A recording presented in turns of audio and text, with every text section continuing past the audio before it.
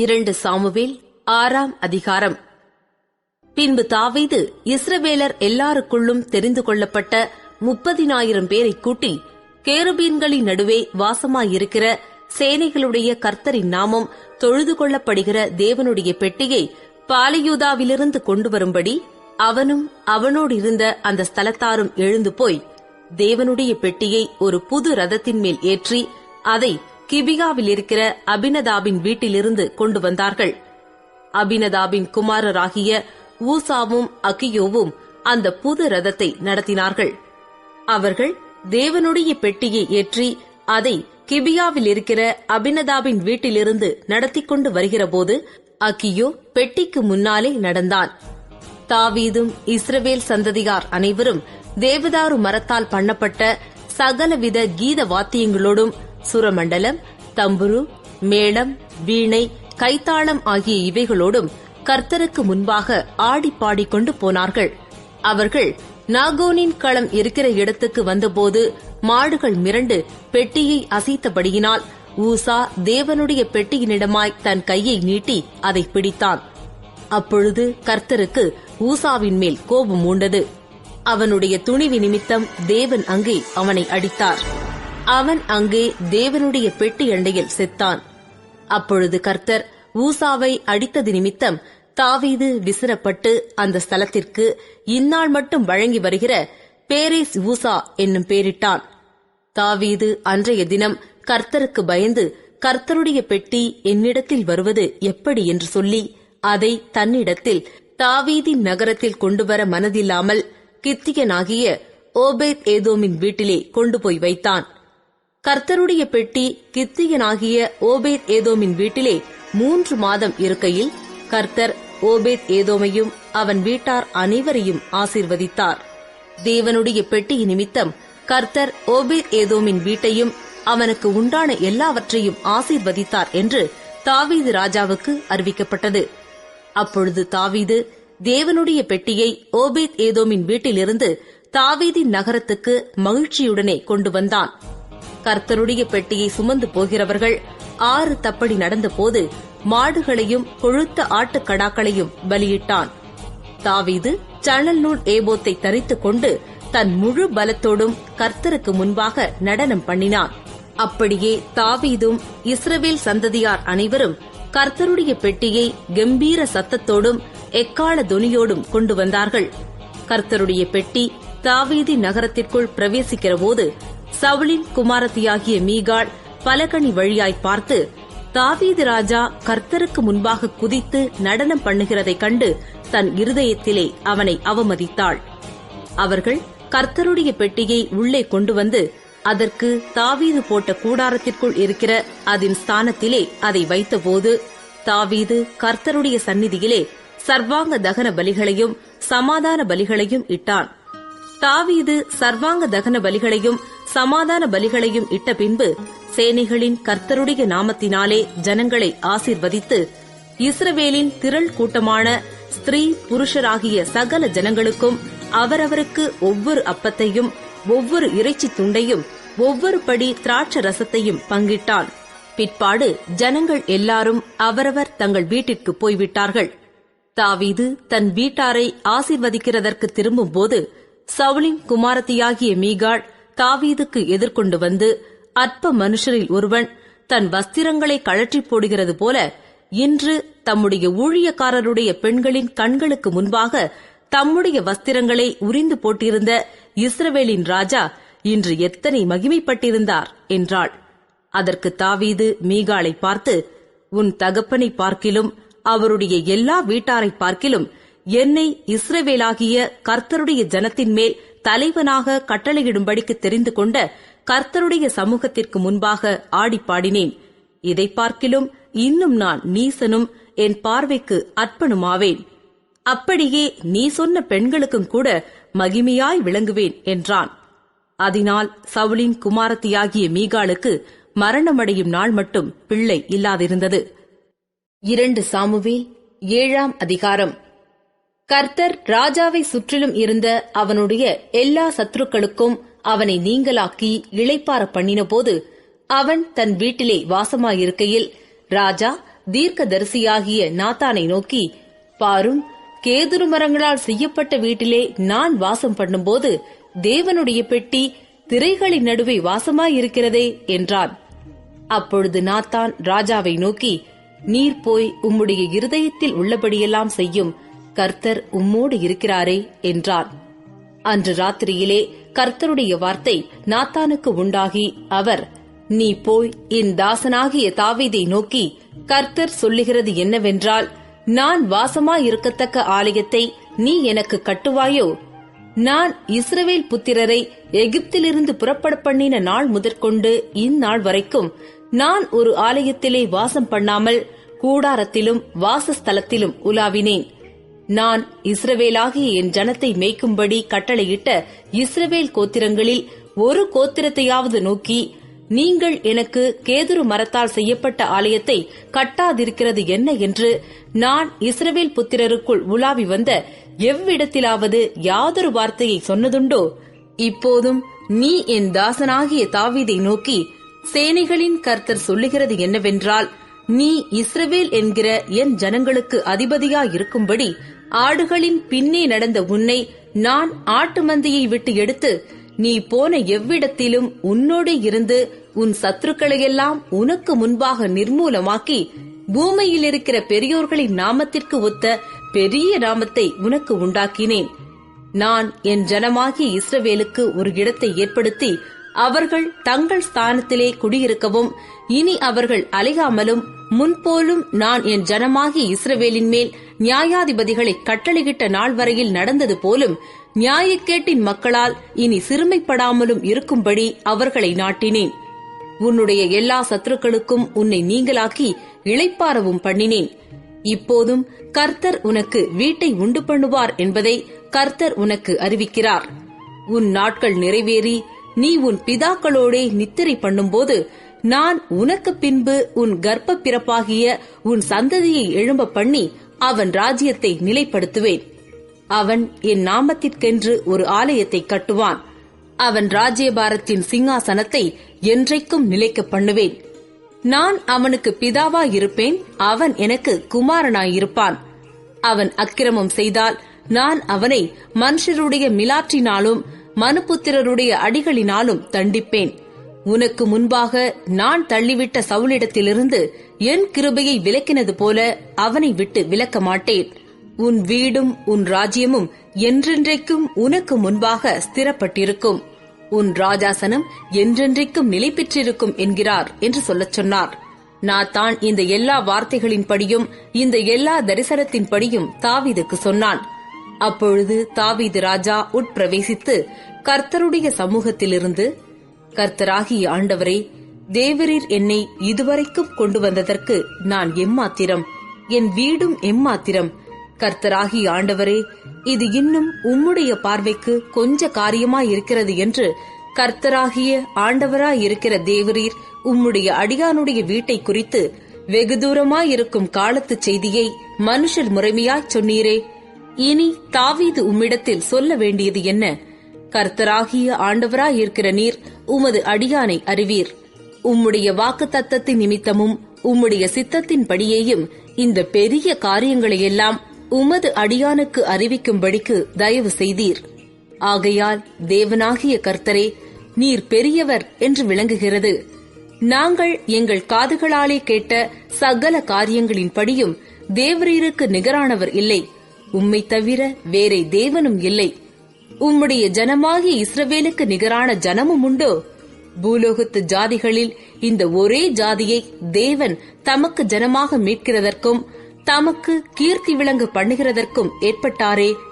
தேவரீர் எகிப்திலிருந்து மீட்டுக் கொண்டு வந்த உம்முடைய ஜனத்திற்கு முன்பாக பயங்கரமான பெரிய காரியங்களை நடத்தி உம்முடைய தேசத்திற்கும் அதிலிருந்த ஜாதிகளுக்கும் அவர்கள் தேவர்களுக்கும் உமது மகிமையை விளங்கச் செய்து உம்முடைய ஜனமாகிய இஸ்ரவேலர் என்றைக்கும் உம்முடைய ஜனமாயிருப்பதற்கு அவர்களை திடப்படுத்தி கர்த்தராகிய நீர்தாமே அவர்களுக்கு தேவனானீர். இப்போதும் தேவனாகிய கர்த்தாவே, நீர் உமது அடியானையும் அவன் வீட்டையும் குறித்து சொன்ன வார்த்தையை என்றென்றைக்கும் நிலைவரப்படுத்த தேவரீர் சொன்னபடியே செய்தருளும். அப்படியே சேனைகளின் கர்த்தர் இஸ்ரவேலின் மேல் தேவனானவர் என்று சொல்லி உம்முடைய நாமம் என்றென்றைக்கும் மகிமைப்படுவதாக. உமது அடியானாகிய தாவீதின் வீடு உமக்கு முன்பாக நிலை நிற்பதாக. உனக்கு வீடு கட்டுவேன் என்று இஸ்ரவேலின் தேவனாகிய சேனைகளின் கர்த்தராயிருக்கிற நீர் உமது அடியானின் செவிக்கு வெளிப்படுத்தினீர். ஆகையால் உம்மை நோக்கி இந்த விண்ணப்பத்தை செய்ய உமது அடியானுக்கு மன தைரியம் கிடைத்தது. இப்போதும் கர்த்தராகிய ஆண்டவரே, நீரே தேவன், உம்முடைய வார்த்தைகள் சத்தியம். தேவரீர் உமது அடியானுக்கு இந்த நல் விசேஷங்களை வாக்குத்தத்தம் பண்ணினீர். இப்போதும் உமது அடியானின் வீடு என்றைக்கும் உமக்கு முன்பாக இருக்கும்படி அதை ஆசீர்வதித்தருளும். கர்த்தரான ஆண்டவராகிய தேவரீர் அதை சொன்னீர். உம்முடைய ஆசீர்வாதத்தினாலே உமது அடியானின் வீடு என்றைக்கும் ஆசீர்வதிக்கப்பட்டிருப்பதாக என்றான். 2 சாமுவேல் 8ஆம் அதிகாரம். இதற்கு பின்பு தாவீது பெலிஸ்தரை முறியடித்து அவர்களை கீழ்ப்படுத்தி மேத்தேக் அம்மாவை பிடித்துக் கொண்டான். அவன் மோவாபியரையும் முறியடித்து அவர்களை தரைமட்டும் பணிய பண்ணி அவர்கள் மேல் நூல் போட்டு 2 பங்கு மனுஷரை கொன்று போட்டு 1 பங்கை உயிரோடே வைத்தான். இவ்விதமாய் மோவாபியர் தாவீதை சேவித்து அவனுக்கு கப்பம் கட்டுகிறவர்களானார்கள். ரேகோபின் குமாரனாகிய ஆதாதேசர் என்னும் சோபாவின் ராஜா ஐபிராத் நதியண்டையில் இருக்கிற சீமையை திரும்ப தன்வசமாக்கிக் கொள்ளப் போகையில் தாவீது அவனையும் முறியடித்து அவனுக்கு இருந்த ராணுவத்தில் 1700 குதிரை வீரரையும் 20,000 காலாட்களையும் பிடித்து ரதங்களில் 100 ரதங்களை வைத்துக் கொண்டு மற்றவைகளையெல்லாம் துண்டாடி போட்டான். சோபாவின் ராஜாவாகிய ஆதாதேசருக்கு உதவி செய்ய தமஸ்கு பட்டணத்தாராகிய சீரியர் வந்தார்கள். தாவீது சீரியரில் 20,000 பேரை வெட்டி போட்டு தமஸ்கு கடுத்த சீரியாவிலே தானியங்களை வைத்தான். சீரியர் தாவீதை சேவித்து அவனுக்கு கப்பங்கட்டினார்கள். தாவீது போன இடத்திலெல்லாம் கர்த்தர் அவனை காப்பாற்றினார். ஆதாதேசரின் சேவகருடைய பொற்பரிசுகளை தாவீது எடுத்து அவைகளை எருசலேமுக்கு கொண்டு வந்தான். ஆதாதேசரின் பட்டணங்களாகிய பேத்தாகிலும் பேரத்தாயிலுமிருந்து தாவீது ராஜா மகா திரளான வெண்கலத்தையும் எடுத்துக் கொண்டு வந்தான். தாவீது ஆதாதேசருடைய எல்லா ராணுவத்தையும் முறியடித்த செய்தியை ஆமாத்தின் ராஜாவாகிய தோயி கேட்டபோது, ஆதாதேசர் தோயியின் மேல் எப்போதும் யுத்தம் பண்ணிக் கொண்டிருந்தபடியால் ராஜாவாகிய தாவீதின் சுக செய்தியை விசாரிக்கவும் அவன் ஆதாதேசரோடு யுத்தம் பண்ணி அவனை முறியடித்ததற்காக அவனுக்கு வாழ்த்துதல் சொல்லவும் தோயி தன் குமாரனாகிய யோராமை ராஜாவினிடத்தில் அனுப்பினான். மேலும் யோராம் தன் கையிலே வெள்ளியும் பொன்னும் வெண்கலமுமான தட்டுமுட்டுகளை கொண்டு வந்தான். அவன் கொண்டு வந்தவைகளை தாவீது ராஜா கீழ்ப்படுத்தின சீரியர், மோவாபியர், அம்மோன் புத்திரர், பெலிஸ்தர், அமலேக்கியர் என்னும் சகல ஜாதியார்களிடத்திலும் ரேகோபின் குமாரனாகிய ஆதாதேசர் என்னும் சோபாவின் ராஜாவினிடத்திலும் கொள்ளையிட்டதிலும் எடுத்து கர்த்தருக்கு நியமித்த வெள்ளியோடும் பொன்னோடும் கூட கர்த்தருக்கு பிரதிஷ்டை பண்ணினான். தாவீது உப்பு பள்ளத்தாக்கிலே 18,000 சீரியரை முறியடித்து திரும்பினதினால் கீர்த்தி பெற்றான். ஏதோமில் தானியங்களை வைத்தான். ஏதோம் எங்கும் அவன் தானியங்களை வைத்ததினாலே ஏதோமியர் எல்லாரும் தாவீதை சேவிக்கிறவர்களானார்கள். தாவீது போன எல்லா இடத்திலும் கர்த்தர் அவனை காப்பாற்றினார். இப்படியே தாவீது இஸ்ரவேல் அனைத்தின் மேலும் ராஜாவாயிருந்தான். அவன் தன்னுடைய எல்லா ஜனத்திற்கும் நியாயமும் நீதியும் செய்து வந்தான். செருயாவின் குமாரனாகிய யோவாப் ராணுவ தலைவனாயிருந்தான். அகிலூதின் குமாரனாகிய யோசபாத் மந்திரியாயிருந்தான். அகிதூபின் குமாரன் சாதோக்கும் அபியத்தாரின் குமாரன் அகிமலேக்கும் ஆசாரியராயிருந்தார்கள். செராயா சம்பிரதியாயிருந்தான். யோய்தாவின் குமாரன் பெனாயா கிரேத்தியருக்கும் பிலேத்தியருக்கும் தலைவனாயிருந்தான். தாவீதின் குமாரரோ பிரதானிகளாயிருந்தார்கள். 2 சாமுவேல் 9ஆம் அதிகாரம். யோனத்தான் நிமித்தம் என்னால் தயவு பெறத்தக்கவன் எவனாவது சவுலின் வீட்டாரில் இன்னும் மீதியாயிருக்கிறவன் உண்டா என்று தாவீது கேட்டான்.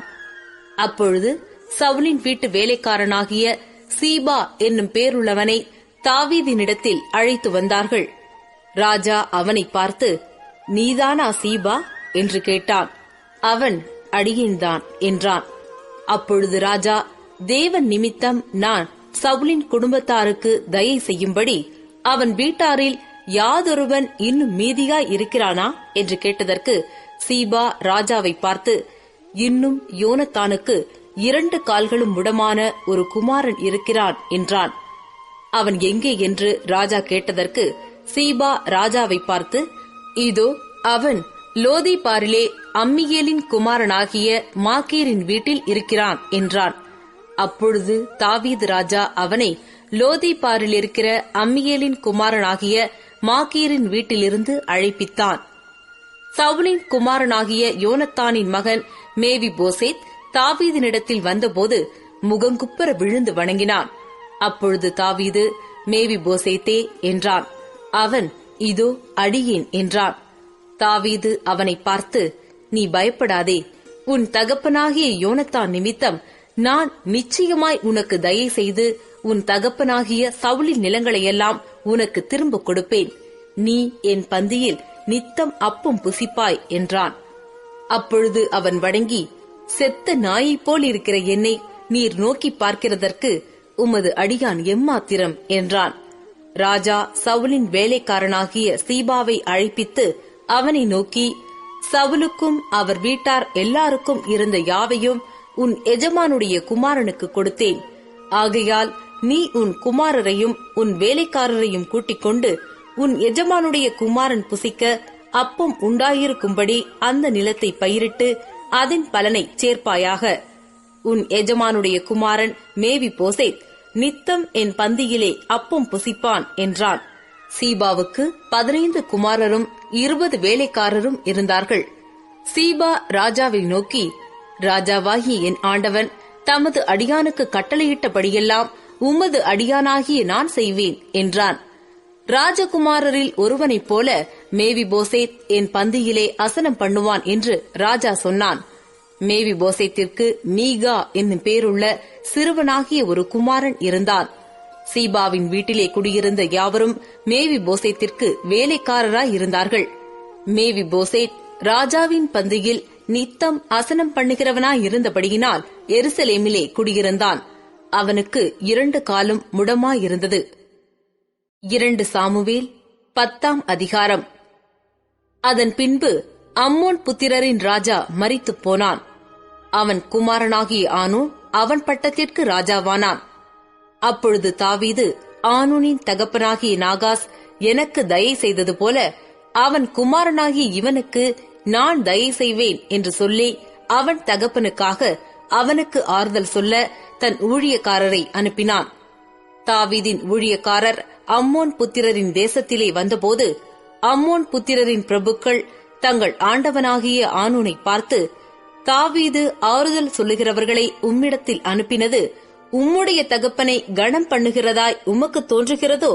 இந்த பட்டணத்தை ஆராய்ந்து உளவு பார்த்து அதை கவிழ்த்து போட அல்லவோ தாவீது தன் ஊழியக்காரரை உம்மிடத்திற்கு அனுப்பினான் என்றார்கள். அப்பொழுது ஆனூன் தாவீதின் ஊழியக்காரரை பிடித்து அவர்களுடைய ஒரு பக்கத்து தாடியை சிரைத்து அவர்களுடைய வஸ்திரங்களை இருப்பிட மட்டும் வைத்துவிட்டு மற்ற பாதியை கத்தரித்து போட்டு அவர்களை அனுப்பிவிட்டான். அது தாவீதுக்கு அறிவிக்கப்பட்ட போது ராஜா அந்த மனுஷர் மிகவும் வெட்கப்பட்டபடியினால் அவர்களுக்கு எதிராக ஆட்களை அனுப்பி, உங்கள் தாடி வளரும் மட்டும் நீங்கள் எரிகோவிலிருந்து பிற்பாடு வாருங்கள் என்று சொல்லச் சொன்னான்.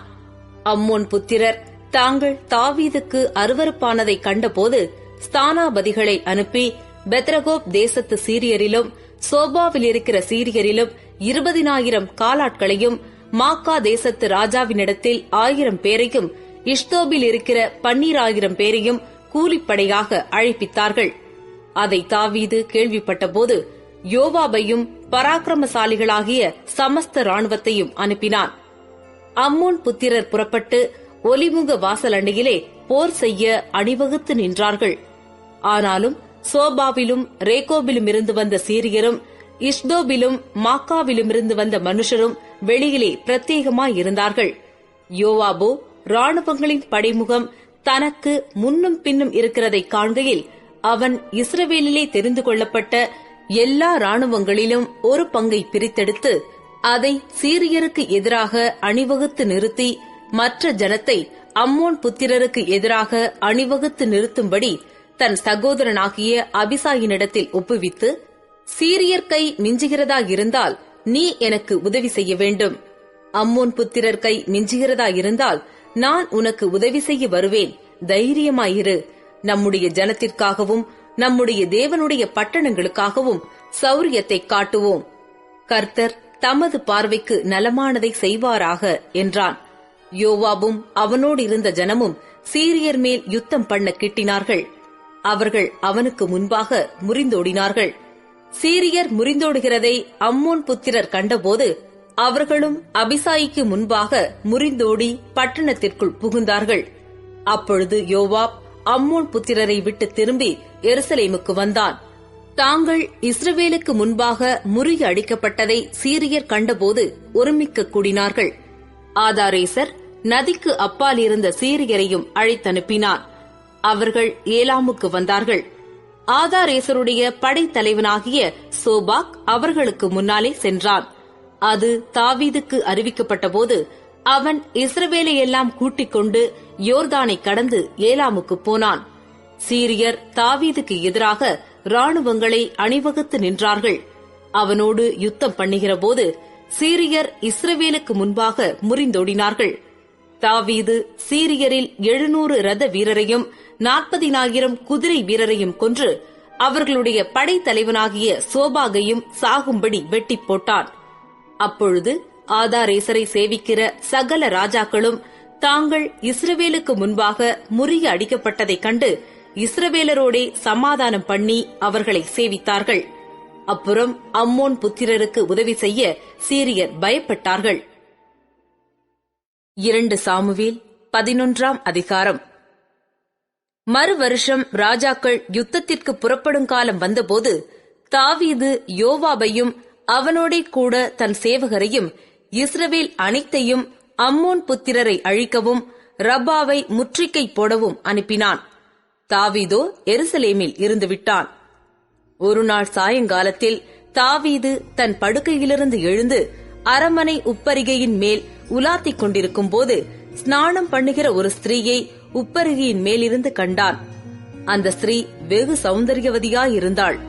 அப்பொழுது தாவீது அந்த ஸ்திரீ யார் என்று விசாரிக்க ஆள் அனுப்பினான். அவள் எலியாமின் குமாரத்தியும் ஏத்தியனான உரியாவின் மனைவியுமாகிய பத்சேபாள் என்றார்கள். அப்பொழுது தாவீது ஆள் அனுப்பி அவளை அழைத்து வரச் சொன்னான். அவள் அவனிடத்தில் வந்தபோது அவளோடே சயனித்தான். பிற்பாடு அவள் தன் தீட்டு நீங்கும்படி சுத்திகரித்துக் கொண்டு தன் வீட்டுக்குப் போனாள். அந்த ஸ்திரீ கர்ப்பம் தரித்து தான் கர்ப்பவதி என்று தாவீதுக்கு அறிவிக்கும்படி ஆள் அனுப்பினாள். அப்பொழுது தாவீது ஏத்தியனாகிய உரியாவை என்னிடத்தில் அனுப்பு என்று யோவாபின் அண்டைக்கு ஆள் அனுப்பினான். அப்படியே யோவாப் உரியாவை தாவீதினிடத்திற்கு அனுப்பினான். உரியா அவனிடத்தில் வந்தபோது தாவீது அவனை பார்த்து, யோவாப் சுகமாயிருக்கிறானா? ஜனங்கள் சுகமாயிருக்கிறார்களா? யுத்தத்தின் செய்தி நற்செய்தியா என்று விசாரித்தான். பின்பு தாவீது உரியாவை நோக்கி, நீ உன் வீட்டிற்குப் போய் பாத சுத்தி செய் என்றான். உரியா ராஜ அரண்மனையிலிருந்து புறப்பட்ட போது ராஜாவினிடத்திலிருந்து உச்சிதமான பதார்த்தங்கள் அவன் பின்னாலே அனுப்பப்பட்டது. ஆனாலும் உரியா தன் வீட்டிற்கு போகாமல் ராஜ அரண்மனையின் வாசலிலே தன் ஆண்டவனுடைய எல்லா சேவகரோடும் கூட படுத்துக் கொண்டிருந்தான். உரியா தன் வீட்டிற்கு போகவில்லை என்று தாவீதுக்கு அறிவிக்கப்பட்ட போது தாவீது உரியாவை நோக்கி, நீ பயணத்திலிருந்து வந்தவன் அல்லவா? நீ உன் வீட்டிற்கு போகாதிருக்கிறது என்ன என்று கேட்டான். உரியா தாவீதை நோக்கி, பெட்டியும் இஸ்ரவேலும் யூதாவும் கூடாரங்களிலே தங்கி என் ஆண்டவனாகிய யோவாபும் என் ஆண்டவனின் சேவகரும் வெளியிலே பாளையமிறங்கியிருக்கையில் நான் புசிக்கிறதற்கும் குடிக்கிறதற்கும் என் மனைவியோடே சயனிக்கிறதற்கும் என் வீட்டுக்குள் பிரவேசிப்பேனா? நான் அப்படி செய்கிறதில்லை என்று உம்முடைய பேரிலும் உம்முடைய ஆத்துமாவின் பேரிலும் ஆணையிட்டுச் சொல்லுகிறேன் என்றான். அப்பொழுது தாவீது உரியாவை நோக்கி, இன்றைக்கும் நீ இங்கேயே இரு, நாளைக்கு உன்னை அனுப்பிவிடுவேன் என்றான். அப்படியே உரியா அன்றும் மறுநாளும் எருசலேமில் இருந்தார். தாவீது அவனை தனக்கு முன்பாக புசித்து குடிக்கிறதற்கு அழைத்து அவனை வெறிக்க பண்ணினான். ஆனாலும் அவன் தன் வீட்டுக்கு போகாமல் சாயங்காலத்திலே தன் ஆண்டவனின் சேவகரோடே தன் படுக்கையிலே படுத்துக் கொண்டான். காலமே தாவீது யோவாபுக்கு ஒரு நிருபத்தை எழுதி உரியாவின் கையில் கொடுத்தனுப்பினான். அந்த நிருபத்திலே, மும்முரமாய் நடக்கிற போர் முகத்திலே நீங்கள் உரியாவை நிறுத்தி அவன் வெட்டுண்டு சாகும்படிக்கு அவனை விட்டு பின்வாங்குங்கள் என்று எழுதியிருந்தான். அப்படியே யோவாப் அந்த பட்டணத்தை சூழ காவல் போட்டிருக்கையில் பராக்கிரமசாலிகள் இருக்கிறார்கள் என்று தான் அறிந்த இடத்தில் உரியாவை நிறுத்தினான். பட்டணத்து மனுஷர் புறப்பட்டு வந்து யோவாபோடே யுத்தம் பண்ணுகையில் தாவீதின் சேவகராகிய ஜனத்தில் சிலர் பட்டார்கள். ஏத்தியனாகிய உரியாவும் செத்தான். அப்பொழுது யோவாப் அந்த யுத்தத்தின் செய்திகளையெல்லாம் தாவீதுக்கு அறிவிக்க ஆள் அனுப்பி, தான் அனுப்புகிற ஆளை நோக்கி, நீ யுத்தத்தின் செய்திகளையெல்லாம் ராஜாவுக்கு சொல்லி தீர்ந்தபோது ராஜாவுக்கு கோபம் எழும்பி அவர், நீங்கள் பட்டணத்திற்கு இத்தனை கிட்ட போய் யுத்தம் பண்ண வேண்டியது என்ன? அலங்கத்தில் நின்று எய்வார்கள் என்று உங்களுக்கு தெரியாதா? எர்பேசேத்தின் குமாரன் அபிமெலேக்கை கொன்றது யார்? தேபேசிலே ஒரு பெண் பிள்ளை அலங்கத்திலிருந்து ஒரு ஏந்திரக்கல்லின் துண்டை அவன் மேல் போட்டதினால் அல்லவோ அவன் செத்தான். நீங்கள் அலங்கத்திற்கு இத்தனை கிட்ட போனது என்ன என்று உன்னோடே சொன்னால், அப்பொழுது நீ உம்முடைய சேவகனாகிய உரியா என்னும் ஏத்தியனும் செத்தான் என்று சொல் என்றான். அந்த ஆள் போய் உட்பிரவேசித்து யோவாப் தன்னிடத்தில் சொல்லி அனுப்பின செய்திகளையெல்லாம் தாவீதுக்கு அறிவித்து தாவீதை பார்த்து, அந்த மனுஷர் கை மிஞ்சி அவர்கள் வெளியே எங்களுக்கு எதிராக புறப்பட்டு வந்தபோது நாங்கள் பட்டண வாசல் மட்டும் அவர்களை துரத்தினோம். அப்பொழுது வில் வீரர் அலங்கத்திலிருந்து உம்முடைய சேவகரின் மேல் எய்ததினால் ராஜாவின் சேவகரில் சிலர் செத்தார்கள். உம்முடைய சேவகனாகிய உரியா என்னும் ஏத்தியனும் செத்தான் என்றான். அப்பொழுது தாவீது அந்த ஆளை நோக்கி, நீ யோவாபினிடத்தில் போய் இந்த காரியத்தை பற்றி விசாரப்பட வேண்டாம். பட்டயம் ஒருவேளை ஒருவனையும் ஒருவேளை வேறொருவனையும் பட்சிக்கும். நீ யுத்தத்தை பலக்க பண்ணி பட்டணத்தை இடித்து போடு என்று அவனுக்கு திடஞ்சொல் என்றான். தன் புருஷனாகிய உரியா செத்தான் என்று அவன் மனைவி கேள்விப்பட்டபோது அவள் தன் நாயகனுக்காக இழவு கொண்டாடினாள். துக்க நாள் சென்ற பின்பு தாவீது அவளை அழைத்தனுப்பி தன் வீட்டிலே சேர்த்துக் கொண்டான். அவள் அவனுக்கு மனைவியாகி அவனுக்கு ஒரு குமாரனை பெற்றாள். தாவீது செய்த இந்த காரியம் கர்த்தரின் பார்வைக்கு பொல்லாததாயிருந்தது. 2 சாமுவேல் 12ஆம் அதிகாரம். கர்த்தர் நாத்தானை தாவீதினிடத்தில் அனுப்பினார். இவன் அவனிடத்தில் வந்து அவனை நோக்கி, ஒரு பட்டணத்தில் 2 மனுஷர் இருந்தார்கள். ஒருவன் ஐஸ்வர்யவான், மற்றவன் தரித்திரன். ஐஸ்வர்யவானுக்கு ஆடு மாடுகள் வெகு திரளாயிருந்தது. தரித்திரனுக்கோ தான் கொண்டு வளர்த்த ஒரே ஒரு சின்ன ஆட்டுக்குட்டியை தவிர வேறொன்றும் இல்லாதிருந்தது. அது அவனோடும் அவன் பிள்ளைகளோடும் கூட இருந்து வளர்ந்து அவன் வாயின் அப்பத்தை தின்று அவன் பாத்திரத்திலே குடித்து அவன் மடியிலே படுத்துக்கொண்டு அவனுக்கு ஒரு மகளைப் போல இருந்தது. அந்த ஐஸ்வர்யவானிடத்தில் வழிப்போக்கன் ஒருவன் வந்தான். அவன் தன்னிடத்தில் வந்த வழிப்போக்கனுக்கு சமையல் பண்ணுவிக்க தன்னுடைய ஆடுமாடுகளில் ஒன்றை பிடிக்க மனதில்லாமல் அந்த தரித்திரனுடைய ஆட்டுக்குட்டியை பிடித்து அதை தன்னிடத்தில் வந்த மனுஷனுக்கு சமையல் பண்ணுவித்தான் என்றான். அப்பொழுது தாவீது அந்த மனுஷன் மேல் மிகவும் கோபம் உண்டவனாகி நாத்தானை பார்த்து, இந்த காரியத்தை செய்த மனுஷன் மரணத்திற்கு பாத்திரன் என்று கர்த்தருடைய ஜீவனை கொண்டு சொல்லுகிறேன். அவன் இரக்கமற்றவனாயிருந்து இந்த காரியத்தை செய்தபடியினால் அந்த ஆட்டுக்குட்டிக்காக நாலத்தனை திரும்பச் செலுத்த வேண்டும் என்றான். அப்பொழுது நாத்தான் தாவீதை நோக்கி, நீயே அந்த மனுஷன். இஸ்ரவேலின் தேவனாகிய கர்த்தர் சொல்லுகிறது என்னவென்றால், நான் உன்னை இஸ்ரவேலின் மேல் ராஜாவாக அபிஷேகம் பண்ணி உன்னை சவுலின் கைக்கு தப்புவித்து உன் ஆண்டவனுடைய வீட்டை உனக்கு கொடுத்து உன் ஆண்டவனுடைய ஸ்திரீகளையும் உன்மடியிலே தந்து இஸ்ரவேல் வம்சத்தையும் யூதா வம்சத்தையும் உனக்கு கையளித்தேன். இது போதாதிருந்தால் இன்னும் உனக்கு வேண்டியதை தருவேன். கர்த்தருடைய பார்வைக்கு பொல்லாப்பான இந்த காரியத்தை செய்து அவருடைய வார்த்தையை நீ அசட்டை பண்ணினது என்ன? ஏத்தியனாகிய உரியாவை நீ பட்டயத்தால் மடிவித்து அவன் மனைவியை உனக்கு மனைவியாக எடுத்துக்கொண்டு அவனை அம்மோன் புத்திரரின் பட்டயத்தாலே கொன்று போட்டாய். இப்போதும் நீ என்னை அசட்டை பண்ணி ஏத்தியனாகிய உரியாவின் மனைவியை உனக்கு மனைவியாக எடுத்துக் கொண்டபடியினால் பட்டயம் என்றைக்கும் உன் வீட்டை விட்டு விலகாதிருக்கும். கர்த்தர் சொல்லுகிறது என்னவென்றால், இதோ நான் உன் வீட்டிலே பொல்லாப்பை உன்மேல் எழும்ப பண்ணி உன் கண்கள் பார்க்க உன் ஸ்திரீகளை எடுத்து உனக்கு அடுத்தவனுக்கு கொடுப்பேன். அவன் இந்த சூரியனுடைய வெளிச்சத்திலே உன் ஸ்திரீகளோட சயனிப்பான். நீ ஒளிப்பிடத்தில் அதை செய்தாய். நானோ இந்த காரியத்தை இஸ்ரவேலர் எல்லாருக்கும் முன்பாகவும் சூரியனுக்கு முன்பாகவும் செய்விப்பேன் என்றார் என்று சொன்னான். அப்பொழுது தாவீது நாத்தானிடத்தில், நான் கர்த்தருக்கு விரோதமாய் பாவம் செய்தேன் என்றான். நாத்தான் தாவீதை நோக்கி, நீ சாகாதபடிக்கு கர்த்தர் உன் பாவம் நீங்கச் செய்தார். ஆனாலும் இந்த காரியத்தினாலே கர்த்தருடைய சத்துருக்கள் தூஷிக்க நீ காரணமாய் இருந்தபடியினால் உனக்கு பிறந்த பிள்ளை நிச்சயமாய் சாகும் என்று சொல்லி நாத்தான் தன் வீட்டுக்கு போய்விட்டான். அப்பொழுது கர்த்தர் உரியாவின் மனைவி தாவீதுக்கு பெற்ற ஆண் பிள்ளையை அடித்தார். அது வியாதிப்பட்டு கேவலமாயிருந்தது. அப்பொழுது தாவீது அந்த பிள்ளைக்காக தேவனிடத்தில் பிரார்த்தனை பண்ணி உபவாசித்து உள்ளே போய் முழுதும் தரையிலே கிடந்தான். அவனை தரையிலிருந்து எழுந்திருக்க பண்ண அவன் வீட்டிலுள்ள மூப்பரானவர்கள் எழுந்து அவனண்டையில் வந்தாலும் அவன் மாட்டேன் என்று சொல்லி அவர்களோடே அப்பம் சாப்பிடாமல் இருந்தான். 7ஆம் நாளில் பிள்ளை செத்துப் போயிற்று. பிள்ளை செத்துப் போயிற்று என்று தாவீதின் ஊழியக்காரர் அவனுக்கு அறிவிக்க ஐயப்பட்டார்கள். பிள்ளை உயிரோடு இருக்கையில் நாம் அவரோடே பேசுகிற போது அவர் நம்முடைய சொற்கேட்கவில்லை. பிள்ளை செத்துப் போயிற்று என்று அவரோடே எப்படி சொல்லுவோம்? அதிகமாக வியாகுலப்படுவாரே என்று பேசிக் கொண்டார்கள். தாவீது தன் ஊழியக்காரர் ரகசியமாய் பேசிக் கொள்ளுகிறதைக் கண்டு பிள்ளை செத்துப் போயிற்று என்று அறிந்து தன் ஊழியக்காரரை நோக்கி, பிள்ளை செத்துப் போயிற்றோ என்று கேட்டான். செத்துப் போயிற்று என்றார்கள்.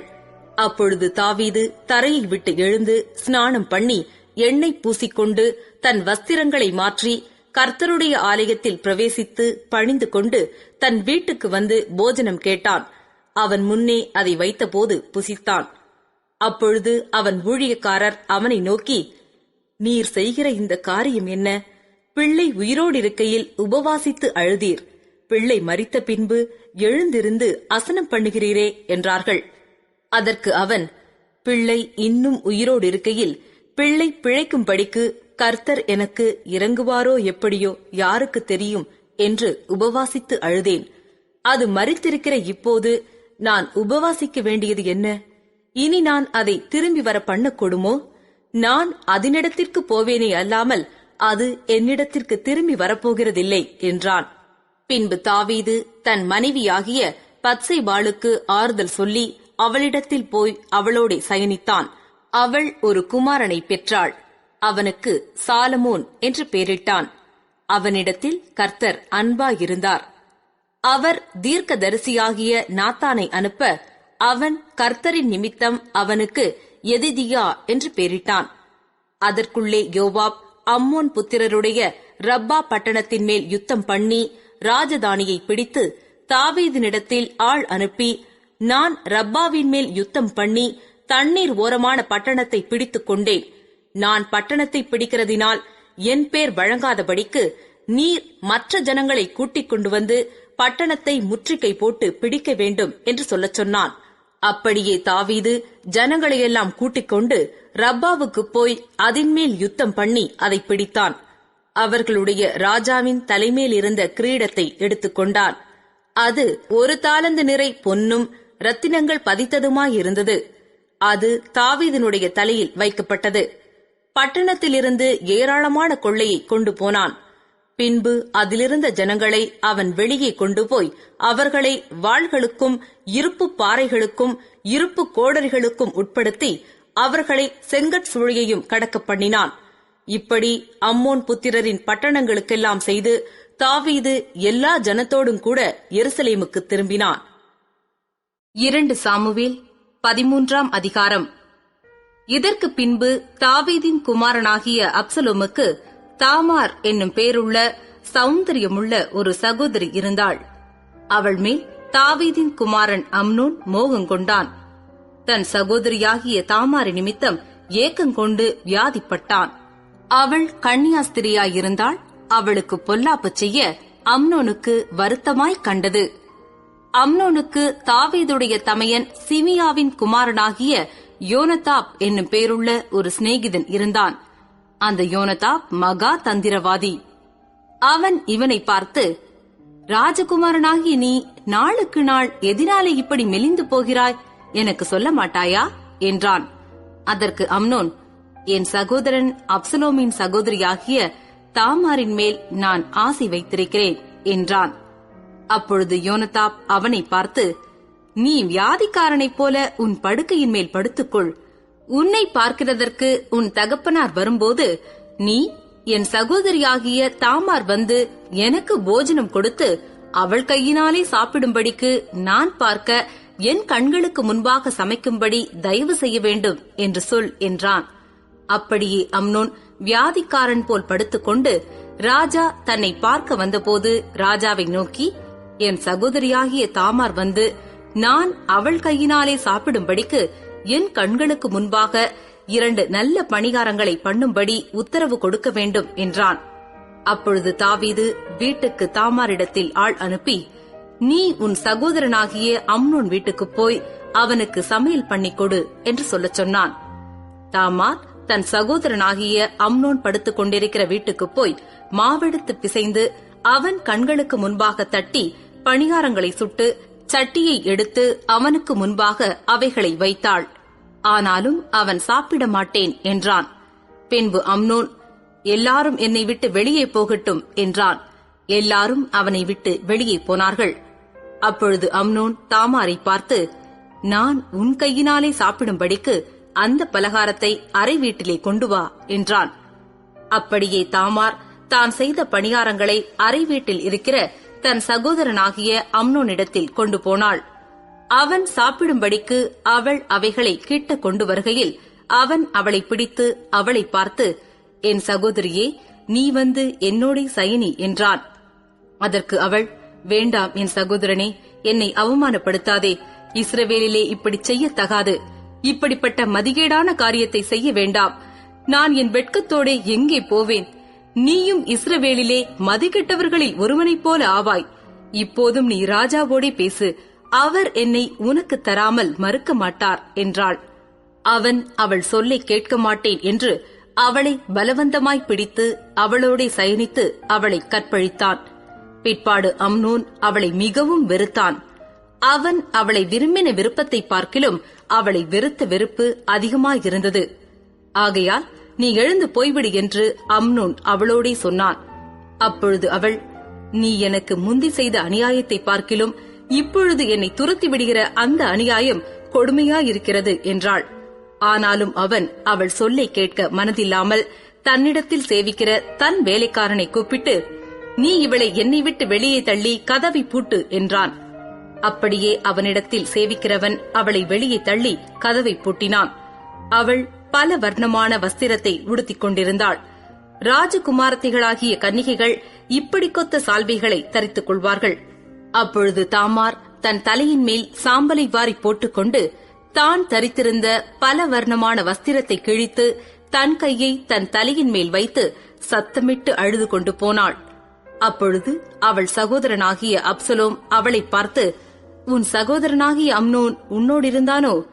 இப்போதும் என் சகோதரியே, நீ மௌனமாயிரு. அவன் உன்னுடைய சகோதரன். இந்த காரியத்தை உன் மனதிலே வைக்காதே என்றான். அப்படியே தாமார் தன் சகோதரனாகிய அப்சலோமின் வீட்டில் தனித்து கிலேசப்பட்டுக் கொண்டிருந்தாள். தாவீது ராஜா இந்த செய்திகளையெல்லாம் கேள்விப்பட்டபோது வெகு கோபமாயிருந்தான். அப்சலோம் அம்னோனோடே நன்மையாகிலும் தீமையாகிலும் பேசவில்லை. தன் சகோதரியாகிய தாமாரை அம்னோன் கற்பழித்த காரியத்தின் நிமித்தம் அப்சலோம் அவனை பகைத்தான். 2 வருஷம் சென்ற பின்பு அப்சலோம் எப்பிராயிமுக்கு சமீபமான பாலாத் சோரிலே ஆட்களை வைத்து ஆடுகளை மயிர் கத்தரிக்கிற வேலையில் இருந்தான். அங்கே ராஜகுமாரர் எல்லாரையும் விருந்துக்கு அழைத்தான். அவன் ராஜாவினிடத்தில் போய், ஆட்களை வைத்து ஆடுகளை மயிர் கத்தரிக்கிறேன். ராஜாவும் அவருடைய ஊழியக்காரரும் உமது அடியானோடே வரும்படி வேண்டிக் கொள்ளுகிறேன் என்றான். ராஜா அப்சலோமை பார்த்து, அப்படி வேண்டாம் என் மகனே, நாங்கள் எல்லாரும் வருவோமாகில் உனக்கு வெகு செலவுண்டாகும் என்றான். அவனை வருந்தி கேட்டாலும் அவன் போக மனதில்லாமல் அவனை ஆசிர்வதித்தான். அப்பொழுது அப்சலோம், அது கூடாதிருந்தால் என் சகோதரனாகிய அம்னோனாவது எங்களோட வரும்படி அவனுக்கு உத்தரவு செய்யும் என்றான். அதற்கு ராஜா, அவன் உன்னோடே வரவேண்டியது என்ன என்றான். அப்சலோம் பின்னையும் அவனை வருந்தி கேட்டுக்கொண்டபடியினால் அவன் அம்னோனையும் ராஜாவின் குமாரர் அனைவரையும் அவனோடே போகவிட்டான். அப்சலோம் தன் வேலைக்காரரை நோக்கி, அம்னோன் திராட்சரசம் குடித்து களித்திருக்கும் சமயத்தை நன்றாய் பார்த்திருங்கள். அப்பொழுது நான் அம்னோனை அடியுங்கள் என்று சொல்லுவேன். உடனே நீங்கள் பயப்படாமல் அவனை கொன்று போடுங்கள். நான் அல்லவோ அதை உங்களுக்கு கட்டளையிடுகிறேன். திடன் கொண்டு தைரியமாயிருங்கள் என்று சொல்லியிருந்தான். அப்சலோம் கற்பித்தபடியே அப்சலோமின் வேலைக்காரர் அம்னோனுக்கு செய்தார்கள். அப்பொழுது ராஜகுமாரர் எல்லாரும் எழுந்திருந்து அவரவர் தம் தம் கோவேறு கழுதையின் மேல் ஏறி ஓடிப்போனார்கள். அவர்கள் வழியில் இருக்கிற போதே அப்சலோம் ராஜகுமாரர் எல்லாம் அடித்துக் கொன்று போட்டான். அவர்களில் ஒருவரும் மீந்திருக்க விடவில்லை என்கிறதாய் தாவீதுக்கு செய்தி வந்தது. அப்பொழுது ராஜா எழுந்திருந்து தன் வஸ்திரங்களை கிழித்துக் கொண்டு தரையிலே விழுந்து கிடந்தான். அவன் ஊழியக்காரர் எல்லாரும் தங்கள் வஸ்திரங்களை கிழித்துக் கொண்டு நின்றார்கள். அப்பொழுது தாவீதின் தமையனாகிய சிமியாவின் குமாரன் யோனதாப் வந்து, ராஜகுமாரரான வாலிபரையெல்லாம் கொன்று போட்டார்கள் என்று என் ஆண்டவன் நினைக்க வேண்டாம். அம்னோன் மாத்திரம் செத்துப் போனான். அவன் தன் சகோதரியாகிய தாமாரை கற்பழித்த நாள் முதற்கொண்டு அது அப்சலோமின் நெஞ்சில் இருந்தது. இப்போதும் ராஜகுமாரர்கள் எல்லாரும் செத்தார்கள் என்கிற பேச்சை ராஜாவாகி என் ஆண்டவன் தம்முடைய மனதிலே வைக்க வேண்டாம். அம்னோன் ஒருவனே செத்தான் என்றான். அப்சலோம் ஓடிப்போனான்.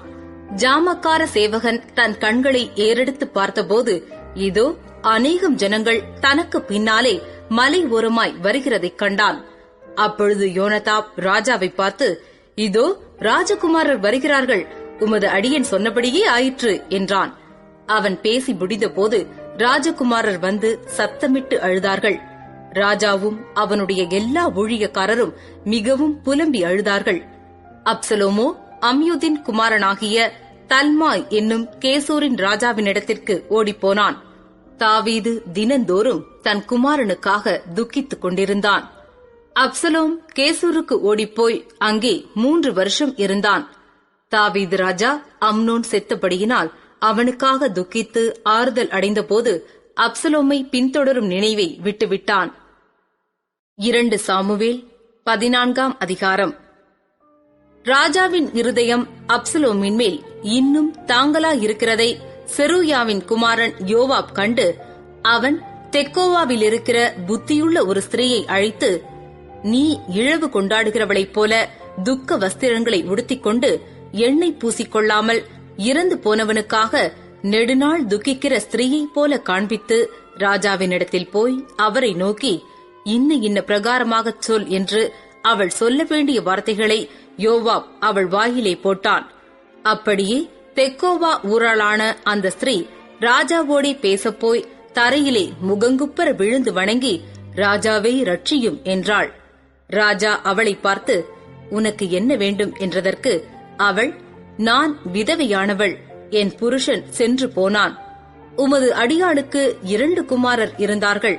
அவர்கள் இருவரும் வெளியிலே சண்டை பண்ணி அவர்களை விலக்க ஒருவரும் இல்லாதபடியினால் ஒருவன் மற்றவனை அடித்துக் கொன்று போட்டான். வம்சத்தார் எல்லாரும் உம்முடைய அடியாளுக்கு விரோதமாய் எழும்பி தன் சகோதரனை கொன்று போட்டவனை ஒப்பி, அவன் கொன்ற அவன் சகோதரனுடைய பிராணனுக்காக நாங்கள் அவனை கொன்று போடுவோம், சுதந்திரவாளனாயினும் அவனையும் அழித்துப் போடுவோம் என்கிறார்கள். இப்படி என் புருஷனுக்கு பேரும் நீதியும் பூமியின் மேல் வைக்கப்படாதபடிக்கு எனக்கு இன்னும் மீதியாயிருக்கிற பொறியையும் அவித்துப் போட மனதாயிருக்கிறார்கள் என்றாள். ராஜா அந்த ஸ்திரீயை பார்த்து, நீ உன் வீட்டுக்குப் போ, உன் காரியத்தை குறித்து உத்தரவு கொடுப்பேன் என்றான். பின்னும் அந்த தெக்கோவாவூர் ஸ்ரீ ராஜாவை பார்த்து, ராஜாவாகி என் ஆண்டவனே, ராஜாவின் மேலும் அவர் சிங்காசனத்தின் மேலும் குற்றமில்லாதபடிக்கு அந்த பழி என் மேலும் என் தகப்பன் வீட்டின் மேலும் சுமரக் கடவது என்றாள். அதற்கு ராஜா, உனக்கு விரோதமாக பேசுகிறவனை என்னிடத்தில் கொண்டு வா, அப்பொழுது அவன் இனி உன்னை தொடாதிருப்பான் என்றான். பின்னும் அவள், இரத்தப்பழி வாங்குகிறவர்கள் அழிம்பு செய்து என் குமாரனை அதம் பண்ண பெருகி போகாதபடிக்கு ராஜாவானவர் தம்முடைய தேவனாகிய கர்த்தரை நினைப்பாராக என்றாள். அதற்கு ராஜா, உன் குமாரனுடைய மயிரில் ஒன்றாவது தரையில் விழுவதில்லை என்று கர்த்தரின் ஜீவனைக் கொண்டு சொல்லுகிறேன் என்றான். அப்பொழுது அந்த ஸ்திரீ, ராஜாவாகிய என் ஆண்டவனோடே உமது அடியாள் ஒரு வார்த்தை சொல்ல உத்தரவாக வேண்டும் என்றாள்.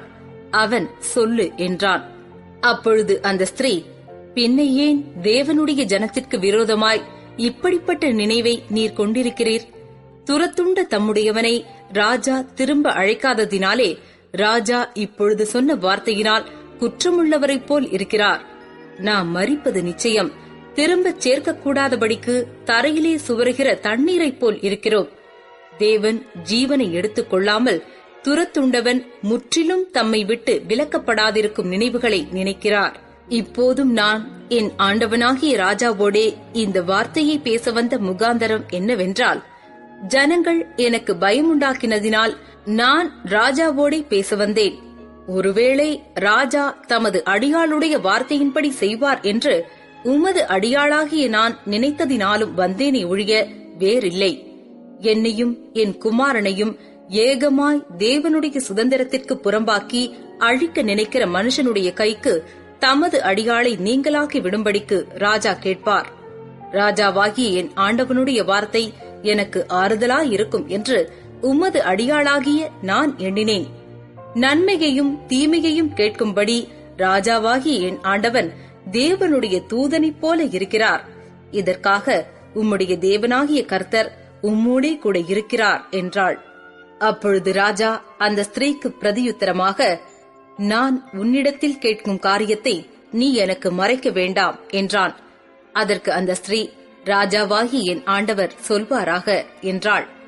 அப்பொழுது ராஜா, இதிலெல்லாம் யோவாப் உனக்கு உட்கையா இருக்கவில்லையா என்று கேட்டான். அதற்கு ஸ்திரீ பிரதியுத்தரமாக, ராஜாவாகிய என் ஆண்டவன் சொன்னதற்கெல்லாம் வலது பக்கத்திலாவது இடது பக்கத்திலாவது விலகுவதற்கு ஒருவராலும் கூடாது என்று ராஜாவாகிய என் ஆண்டவனுடைய ஜீவனைக் கொண்டு சொல்லுகிறேன். உமது அடியானாகிய யோவாப் தான் இதை எனக்கு கற்பித்து அவனே இந்த எல்லா வார்த்தைகளையும் உமது அடியாளின் வாயிலே போட்டான். நான் இந்த காரியத்தை உபமானமாய் பேசுகிறதற்கு உமது அடியானாகிய யோவாப் அதற்கு காரணமாயிருந்தான். ஆனாலும் தேசத்தில் நடக்கிறதையெல்லாம் அறிய என் ஆண்டவனுடைய ஞானம் தேவதூதனுடைய ஞானத்தைப் போல் இருக்கிறது என்றாள். அப்பொழுது ராஜா யோவாபை பார்த்து, இதோ இந்த காரியத்தைச் செய்கிறேன். நீ போய் அப்சலோம் என்னும் பிள்ளையாண்டானை திரும்ப அழைத்துக் கொண்டு வா என்றான். அப்பொழுது யோவாப் தரையிலே முகங்குப்புற விழுந்து வணங்கி ராஜாவை வாழ்த்தி, ராஜா தமது அடியானுடைய வார்த்தையின்படி செய்ததினால் என் ஆண்டவனாகிய ராஜாவின் கண்களில் எனக்கு தயை கிடைத்தது என்று இன்று உமது அடியானுக்கு தெரிய வந்தது என்றான். பின்பு யோவாப் எழுந்து கேசூருக்கு போய் அப்சலோமை எருசலேமுக்கு அழைத்துக் கொண்டு வந்தான். ராஜா, அவன் என் முகத்தை பார்க்க வேண்டியதில்லை, தன் வீட்டுக்கு திரும்பி போகட்டும் என்றான். அப்படியே அப்சலோம் ராஜாவின் முகத்தை பார்க்காமல் தன் வீட்டுக்கு திரும்பி போனான். இஸ்ரவேலர் அனைவருக்குள்ளும் அப்சலோமைப் போல் சௌந்தரியமுள்ளவனும் மெச்சிக் கொள்ளப்பட்டவனும் இல்லை. உள்ளங்கால் தொடங்கி உச்சந்தலை மட்டும் அவனில் ஒரு பழுதும் இல்லாதிருந்தது. அவன் தன் தலைமயிர் தனக்கு பாரமாயிருப்பதினால் வருஷாந்தரம் சிரைத்துக் கொள்ளுவான். சிரைக்கும் போது அவன் தலைமயிர் ராஜாவுடைய நிறையின்படி 200 சேக்கல் நிறையாயிருக்கும். அப்சலோமுக்கு 3 குமாரரும் தாமார் என்னும் பேர் கொண்ட ஒரு குமாரத்தியும் பிறந்திருந்தார்கள். இவள் ரூபவதியான பெண்ணாயிருந்தாள். அப்சலோம் ராஜாவின் முகத்தை காணாமலே 2 வருஷம் எருசலேமிலே குடியிருந்தான். ஆகையால் அப்சலோம் யோவாபை ராஜாவினிடத்தில் அனுப்பும்படி அழைப்பித்தான். அவனோ அவனிடத்திற்கு வரமாட்டேன் என்றான். 2ஆம் விசையும் அவன் அழைத்தனுப்பினான். அவன் வரமாட்டேன் என்றான்.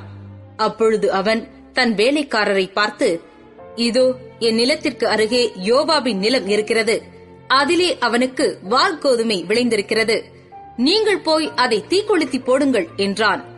அப்படியே அப்சலோமின் வேலைக்காரர் அந்த நிலத்தை தீக்கொளுத்தி போட்டார்கள். அப்பொழுது யோவாப் எழுந்திருந்து அப்சலோமிடத்தில் வீட்டிற்குள் போய், என்னுடைய நிலத்தை உம்முடைய வேலைக்காரர் தீக்குளுத்தி போட்டது என்ன என்று அவனை கேட்டான். அப்சலோம் யோவாபை பார்த்து, இதோ நான் ஏன் கேசூரிலிருந்து வந்தேன், நான் அங்கே இருந்து விட்டால் நலம் என்று ராஜாவுக்கு சொல்லும்படி உம்மை ராஜாவினிடத்தில் அனுப்புவதற்காக உம்மை இங்கே வரும்படி அழைப்பித்தேன். இப்போதும் நான் ராஜாவின் முகத்தை பார்க்கட்டும், என்மேல் குற்றம் இருந்தால் அவர் என்னை கொன்று போடட்டும் என்றான். யோவாப் ராஜாவினிடத்தில் போய் அதை அவனுக்கு அறிவித்தபோது அப்சலோமை அழைப்பித்தான்.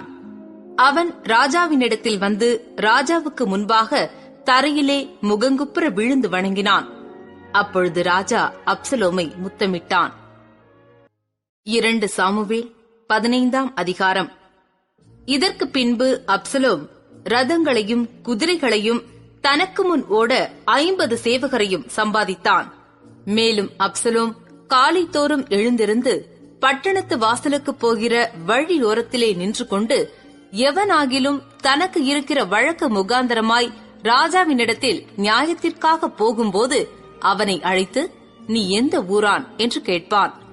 அவன், உமது அடியான் இஸ்ரவேல் கோத்திரங்களில் ஒன்றுக்கடுத்த இன்ன ஊரான் என்றால், அப்பொழுது அப்சலோம் அவனை நோக்கி, இதோ உன் காரியம் நேர்மையும் நியாயமுமாயிருக்கிறது.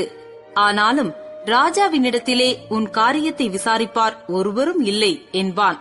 பின்னும் அப்சலோம், வழக்கு வியாஜியம் உள்ளவர்கள் எல்லாரும் என்னிடத்தில் வந்து, நான் அவர்களுக்கு நியாயம் செய்யும்படிக்கு என்னை தேசத்திலே நியாயாதிபதியாக வைத்தால் நலமாயிருக்கும் என்பான். எவனாகிலும் ஒருவன் அவனை வணங்க வரும்போது அவன் தன் கையை நீட்டி அவனை தழுவி முத்தம் செய்வான். இந்த பிரகாரமாக அப்சலோம் ராஜாவினிடத்தில் நியாயத்திற்காக வரும் இஸ்ரவேலருக்கெல்லாம் செய்து இஸ்ரவேல் மனுஷருடைய இருதயத்தை கவர்ந்து கொண்டான். 40 வருஷம் சென்ற பின்பு அப்சலோம் ராஜாவை நோக்கி, நான் கர்த்தருக்கு பண்ணின என் பொருத்தனையை எப்ரோனில் செலுத்தும்படிக்கு நான் போக உத்தரவு கொடும். கர்த்தர் என்னை எருசலேமுக்கு திரும்பி வர பண்ணினால் கர்த்தருக்கு ஆராதனை செய்வேன் என்று உமது அடியானாகிய நான் சீரியா தேசத்தில் கேசூரிலே குடியிருக்கும் போது பொருத்தனை பண்ணினேன் என்றான். அதற்கு ராஜா, சமாதானத்தோடே போ என்றான். அப்பொழுது அவன் எழுந்து எப்ரோனுக்கு போனான்.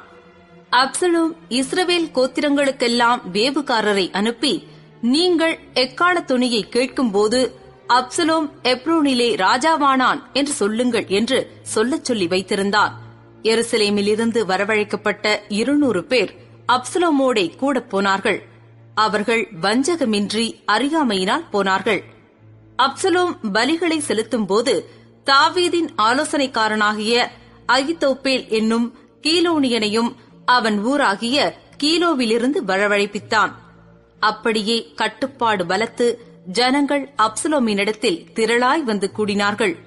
அதை அறிவிக்கிற ஒருவன் தாவீதினிடத்தில் வந்து, இஸ்ரவேலில் ஒவ்வொருவருடைய இருதயமும் அப்சலோமை பற்றி போகிறது என்றான். அப்பொழுது தாவீது எருசலேமிலே தன்னிடத்திலுள்ள தன்னுடைய எல்லா ஊழியக்காரரையும் நோக்கி, எழுந்து ஓடிப்போவோம், இல்லாவிட்டால் நாம் அப்சலோமுக்கு தப்ப இடமில்லை. அவன் தீவிரித்து நம்மிடத்தில் வந்து நம்மை பிடித்து நம்மேல் பொல்லாப்பு வரப்பண்ணி நகரத்தை பட்டய கருக்கினால் சங்காரம் பண்ணாதபடிக்கு தீவிரமாய் புறப்படுங்கள் என்றான். ராஜாவின் ஊழியக்காரர் ராஜாவை பார்த்து, இதோ ராஜாவாகி எங்கள் ஆண்டவன் கட்டளையிடும் காரியத்தையெல்லாம் செய்ய உமது அடியாராகிய நாங்கள் ஆயத்தமாயிருக்கிறோம் என்றார்கள். அப்படியே ராஜாவும் அவனுடைய வீட்டார் எல்லாரும் கால்நடையாய் புறப்பட்டார்கள். வீட்டை காக்க ராஜா மறுமனையாட்டிகளாகிய 10 ஸ்திரீகளை பின்வைத்தான். ராஜாவும் சமஸ்த ஜனங்களும் கால்நடையாய் புறப்பட்டு சற்று தூரம் போய் ஒரு இடத்திலே தரித்து நின்றார்கள்.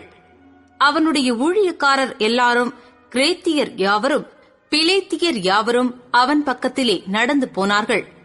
காத்தூரிலிருந்து கால்நடையாய் வந்திருந்த 600 பேராகிய கித்தியர் எல்லாரும் ராஜாவுக்கு முன்பாக நடந்தார்கள். அப்பொழுது ராஜா கித்தியனாகிய ஈத்தாயை பார்த்து, நீ எங்களுடனே கூட வருவானேன்? நீ திரும்பி போய் ராஜாவுடனே கூட இரு.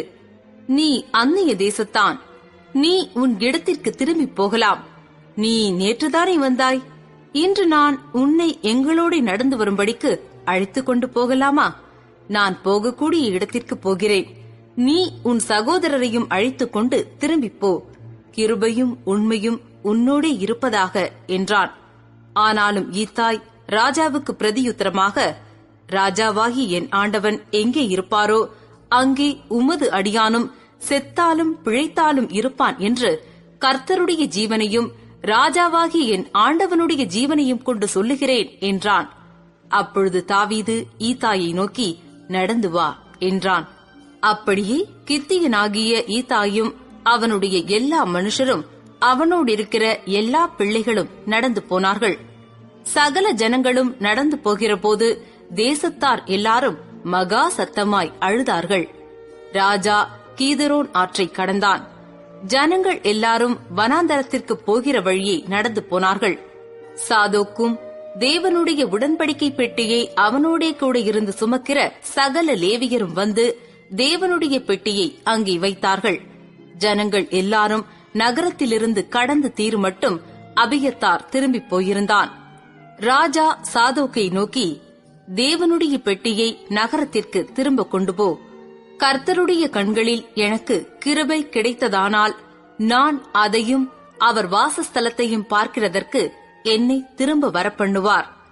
அவர் உன்மேல் எனக்கு பிரியமில்லை என்பாராகில், இதோ இங்கே இருக்கிறேன். அவர் தம்முடைய பார்வைக்கு நலமானபடி எனக்கு செய்வாராக என்றான். பின்னும் ராஜா ஆசாரியனாகிய சாதோக்கை நோக்கி, நீ ஞான திருஷ்டிக்காரன் அல்லவோ? நீ சமாதானத்தோടെ நகரத்திற்கு திரும்பு. உன் மகன் அகிமாசும் அபியத்தாரின் மகன் யோனத்தானுமாகிய உங்கள் குமாரர் 2 பேரும் உங்களோடே கூட திரும்பி போகட்டும். எனக்கு அறிவிக்கிறதற்கு உங்களிடத்திலிருந்து செய்தி வருமட்டும் நான் வனாந்தரத்தின் வெளிகளிலே தரித்திருப்பேன் என்றான். அப்படியே சாதோக்கும் அபியத்தாரும் தேவனுடைய பெட்டியை எருசலேமுக்கு திரும்ப கொண்டு போய் அங்கே இருந்தார்கள். தாவீது தன் முகத்தை மூடி வெறுங்காலால் நடந்து அழுது கொண்டு ஒலிவ மலையின் மேல் ஏறிப்போனான். அவனோடு இருந்த சகல ஜனங்களும் முகத்தை மூடி அழுது கொண்டு ஏறினார்கள். அப்சலோமோடே கட்டுப்பாடு பண்ணினவர்களுடன் அகித்தோப்பேலும் சேர்ந்திருக்கிறான் என்று தாவீதுக்கு அறிவிக்கப்பட்ட போது தாவீது, கர்த்தாவே, அகித்தோப்பேலின் ஆலோசனையை பைத்தியமாக்கி விடுவீராக என்றான். தாவீது மலையின் உச்சி மட்டும் வந்து அங்கே தேவனை பணிந்து கொண்டபோது, இதோ அற்கியனாகிய ஊசாய் தன் வஸ்திரத்தை கிழித்துக் கொண்டு தலையின் மேல் புழுதியை போட்டுக் கொண்டவனாய் அவனுக்கு எதிர்பட்டான். தாவீது அவனை பார்த்து, நீ என்னோடே கூட நடந்து வந்தால் எனக்கு பாரமாயிருப்பாய். நீ நகரத்திற்கு திரும்பி போய் அப்சலோமை நோக்கி, ராஜாவே, உம்முடைய ஊழியக்காரனாயிருப்பேன். முன் நான் உம்முடைய தகப்பனுக்கு ஊழியக்காரனாயிருந்தேன். இப்போது நான் உமக்கு ஊழியக்காரன் என்றாயேயாகில் எனக்காக அகித்தோப்பேலின் ஆலோசனையை அபத்தமாக்குவாய். உன்னோடே அங்கே சாதோக் அபியத்தார் என்னும் ஆசாரியர்கள் இருக்கிறார்கள் அல்லவா? ராஜாவின் வீட்டிலே பிறக்கிற ஏதேது செய்தி உண்டோ, என்னென்ன கேள்விப்படுகிறாயோ அதையெல்லாம் சாதோக் அபியத்தார் என்னும் ஆசாரியர்களுக்கு அறிவிப்பாய். அங்கே அவர்களோடே சாதோக்கின் மகன் அகிமாசும் அபியத்தாரின் மகன் யோனத்தானும் அவர்கள் 2 குமாரரும் இருக்கிறார்கள். நீங்கள் கேள்விப்படுகிற செய்தியெல்லாம் அவர்கள் வசமாய் எனக்கு அனுப்புவீர்களாக என்றான். அப்படியே தாவீதின் சிநேகிதனாகிய ஊசாய் நகரத்திற்கு வந்தான். அப்சலோமும் எருசலேமுக்கு வந்தான். 2 சாமுவேல் 16ஆம் அதிகாரம். தாவீது மலையுச்சியிலிருந்து சற்றப்புறம் நடந்து போனபோது, இதோ மேவிபோசேத்தின் காரியக்காரனாகிய சீபா பொதிகளை சுமக்கிற 2 கழுதைகளை ஓட்டிக் கொண்டு வந்து அவனை சந்தித்தான். அவைகளில் 200 அப்பங்களும் வற்றலான 100 திராட்சப்பழ குலைகளும் வசந்த காலத்து பலனான 100 குலைகளும் 1 துருத்தி திராட்ச ரசமும் இருந்தது. ராஜா சீபாவை பார்த்து, இவைகள் என்னத்திற்கு என்று கேட்டதற்கு சீபா, கழுதைகள் ராஜாவின் வீட்டார் ஏறுகிறதற்கும் அப்பங்களும் பழங்களும் வாலிபர் புசிக்கிறதற்கும் திராட்ச ரசம் வனாந்தரத்தில் விடாய்த்து போனவர்கள் குடிக்கிறதற்குமே என்றான். அப்பொழுது ராஜா, உன் ஆண்டவனுடைய குமாரன் எங்கே என்று கேட்டதற்கு சீபா ராஜாவை நோக்கி, எருசலேமில் இருக்கிறான். இன்று இஸ்ரவேல் வீட்டார் என் தகப்பனுடைய ராஜ்யத்தை என் வசமாய் திரும்ப பண்ணுவார்கள் என்றான் என்று சொன்னான். அப்பொழுது ராஜா சீபாவை நோக்கி, மேவி போசேத்திற்கு உண்டானதெல்லாம் உன்னுடையதாயிற்று என்றான். அதற்கு சீபா, ராஜாவாகி என் ஆண்டவனே, உம்முடைய கண்களில் எனக்கு தயை கிடைக்க வேண்டும் என்று நான் பணிந்து கேட்டுக்கொள்ளுகிறேன் என்றான். தாவீது ராஜா பகூரி மட்டும் வந்தபோது, இதோ சவுல் வீட்டு வம்சத்தானாயிருக்கிற கேராவின் குமாரனாகிய சீமேயி என்னும் பேருள்ள ஒரு மனுஷன் அங்கே இருந்து புறப்பட்டு தூஷித்துக் கொண்டே நடந்து வந்து, சகல ஜனங்களும் சகல பலசாலிகளும் தாவீதின் வலது புறமாகவும் இடது புறமாகவும் நடக்கையில் தாவீதின் மேலும் தாவீது ராஜாவுடைய சகல ஊழியக்காரர் மேலும் கற்களை எறிந்தான். சீமேயி அவனை தூஷித்து, இரத்த பிரியனே, பேலியாளின் மனுஷனே, தொலைந்து போ, தொலைந்து போ. சவுலின் ஸ்தலத்தில் ராஜாவான உன்மேல் கர்த்தர் சவுல் வீட்டாரின் இரத்த பழியை திரும்ப பண்ணினார். கர்த்தர் ராஜ்ய பாரத்தை உன் குமாரனாகிய அப்சலோமின் கையில் ஒப்புக் கொடுத்தார். இப்போதும் இதோ உன் அக்கிரமத்தில் அகப்பட்டாய். நீ இரத்த பிரியனான மனுஷன் என்றான். அப்பொழுது செரியாவின் குமாரன் அபிசாய் ராஜாவை நோக்கி, அந்த செத்த நாய் ராஜாவாகி என் ஆண்டவனை தூஷிப்பானேன்? நான் போய் அவன் தலையை வாங்கி போடட்டுமே என்றான். அதற்கு ராஜா, செருயாவின் குமாரரே, எனக்கும் உங்களுக்கும் என்ன? அவன் என்னை தூஷிக்கட்டும். தாவீதை தூஷிக்க வேண்டும் என்று கர்த்தர் அவனுக்கு சொன்னார். ஆகையால் ஏன் இப்படி செய்கிறாய் என்று கேட்கத்தக்கவன் யார் என்றான். பின்னும் தாவீது அபிசாயையும் தன் ஊழியக்காரர் எல்லாரையும் பார்த்து, இதோ என் கற்ப பிறப்பான என் குமாரனே என் பிராணனை வாங்க தேடும்போது இந்த பென்யமீனன் எத்தனை அதிகமாய் செய்வான்? அவன் தூஷிக்கட்டும். அப்படி செய்ய கர்த்தர் அவனுக்கு கட்டளையிட்டிருக்கிறார். ஒருவேளை கர்த்தர் என் சிறுமையை பார்த்து இந்த நாளில் அவன் நிந்தித்த நிந்தனைக்கு பதிலாக எனக்கு நன்மையை சரிக்கட்டுவார் என்றான். அப்படியே தாவீதும் அவன் மனுஷரும் வழியே நடந்து போனார்கள். சீமேயியும் மலையின் பக்கத்திலே அவனுக்கு எதிராக நடந்து தூஷித்து அவனுக்கு எதிராக கற்களை எறிந்து மண்ணை தூற்றிக்கொண்டே வந்தான். ராஜாவும் அவனோடு இருந்த சகல ஜனங்களும் விடாய்த்தவர்களாய் தங்கும் இடத்திலே சேர்ந்து இளைப்பாறினார்கள். அப்சலோமும் இஸ்ரவேல் மனுஷராகிய சகல ஜனங்களும் அவனோடே கூட அகித்தொப்பேலும் எருசலேமுக்கு வந்தார்கள். அற்கியனாகிய ஊசாய் என்னும் தாவீதின் சிநேகிதன் அப்சலோமிடத்தில் வந்தபோது ஊசாய் அப்சலோமை நோக்கி, ராஜாவே வாழ்க, ராஜாவே வாழ்க என்றான். அப்பொழுது அப்சலோம் ஊசாயை பார்த்து, உன் சிநேகிதன் மேல் உனக்கு இருக்கிற தயை இதுதானோ? உன் சிநேகிதனோடே நீ போகாதே போனது என்ன என்று கேட்டான். அதற்கு ஊசாய் அப்சலோமை நோக்கி, அப்படியல்ல, கர்த்தரும் இந்த ஜனங்களும் இஸ்ரவேல் மனுஷர் அனைவரும் தெரிந்து கொள்ளுகிறவரையே நான் சேர்ந்து அவரோடு இருப்பேன். இதுவுமல்லாமல் நான் யாரிடத்தில் சேவிப்பேன்? அவருடைய குமாரனிடத்தில் அல்லவா? உம்முடைய தகப்பனிடத்தில் எப்படி சேவித்தேனோ அப்படியே உம்மிடத்திலும் சேவிப்பேன் என்றான். அப்சலோம் அகித்தோப்பேலை பார்த்து, நாங்கள் செய்ய வேண்டியது இன்னதென்று ஆலோசனை சொல்லும் என்றான். அப்பொழுது அகித்தோப்பேல் அப்சலோமை நோக்கி, வீட்டை காக்க உம்முடைய தகப்பன் பின்வைத்த அவருடைய மறுமனையாட்டிகளிடத்தில் பிரவேசியும். அப்பொழுது உம்முடைய தகப்பனுக்கு நாற்றமாய் போனீர் என்பதை இஸ்ரவேலர் எல்லாரும் கேள்விப்பட்டு உம்மோடு இருக்கிற எல்லாருடைய கைகளும் பலக்கும் என்றான். அப்படியே அப்சலோமுக்கு உப்பரிகையின் மேல் ஒரு கூடாரத்தை போட்டார்கள். அங்கே அப்சலோம் சகல இஸ்ரவேலரின் கண்களுக்கு முன்பாக தன் தகப்பனுடைய மறுமனையாட்டிகளிடத்தில் பிரவேசித்தான். அந்நாட்களில் அகித்தோப்பேல் சொல்லும் ஆலோசனை தேவனுடைய வாக்கைப் போல இருந்தது. அப்படி அகித்தோப்பேலின் ஆலோசனை எல்லாம் தாவீதுக்கும் இருந்தது, அப்சலோமுக்கும் அப்படியே இருந்தது.